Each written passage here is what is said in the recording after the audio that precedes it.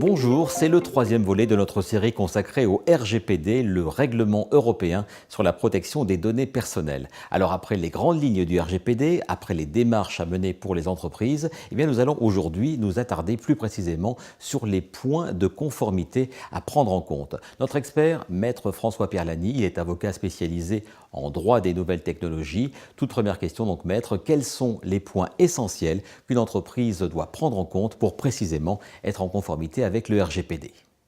Le RGPD est très clair. Il impose la nomination d'un délégué à la protection des données, un DPD, mais uniquement pour les entreprises dont le cœur d'activité est de traiter à grande échelle des données sensibles ou celles dont les opérations de traitement exigent un suivi régulier et systématique à grande échelle des personnes.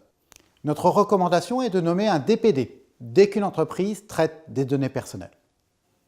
Et au sein de l'entreprise, quelles seront les missions de ce DPD? Toutes celles en relation avec les données personnelles. Le DPD peut être mutualisé dans un groupe d'entreprises dès lors qu'il est joignable facilement. Il peut soit faire partie du personnel de votre entreprise, soit exercer sa mission sur la base d'un contrat de service. Un avocat peut d'ailleurs tout à fait remplir la mission de DPD. Et y a-t-il d'autres obligations auxquelles devront se soumettre les entreprises? Deux me paraissent essentielles. Tout d'abord, mettre en place une procédure de notification de violation des données personnelles. Et surtout, pouvoir réaliser une analyse d'impact sur les traitements des données présentant un risque élevé pour les droits et libertés des personnes. Et à quel niveau se situe ce risque élevé pour les droits et les libertés? Selon la CNIL, ce risque existe quand deux des critères suivants sont remplis.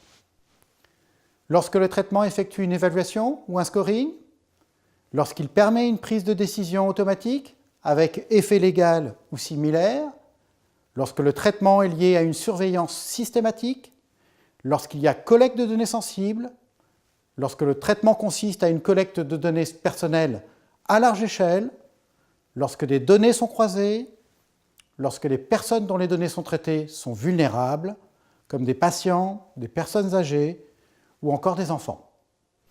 Lorsque le traitement est lié à l'usage d'une nouvelle technologie, également lorsque le traitement peut aboutir à l'exclusion du bénéfice d'un droit ou d'un contrat. J'ajoute que les entreprises employant plus de 250 personnes doivent obligatoirement tenir un registre des traitements. Et si vous deviez, Maître, nous dresser le portrait idéal de l'entreprise, celle qui est en conformité complète avec le règlement, à quoi ressemblerait cette entreprise? C'est l'entreprise qui respecte tous les points dont on vient de parler. Elle traite des données personnelles à minima, c'est-à-dire seulement celles nécessaires au traitement. Elle a une politique de gestion du consentement et des droits de l'individu. Elle maintient un registre complet des traitements mis à jour. Tous les salariés sont sensibilisés à des périodes régulières. Et dans chaque projet de création, de commercialisation, d'innovation ou encore de gestion, la problématique de la protection des données est gérée en amont. Et tout cela suffit-il pour en faire l'entreprise parfaite aux yeux du RGPD? Oui et non, car le RGPD impose également que vous soyez en mesure de démontrer cette conformité à tout moment. Idéalement, il faudra utiliser les outils mis à disposition par le RGPD, à savoir le registre des traitements que nous avons évoqué tout à l'heure, les codes de conduite, mais aussi les éventuelles analyses d'impact qui ont été menées.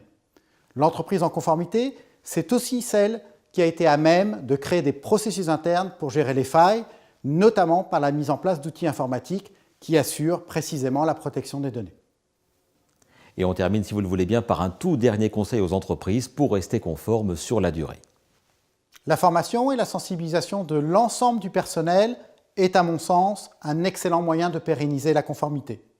Je conseille également la mise en place de fiches pratiques à destination de chaque service de l'entreprise.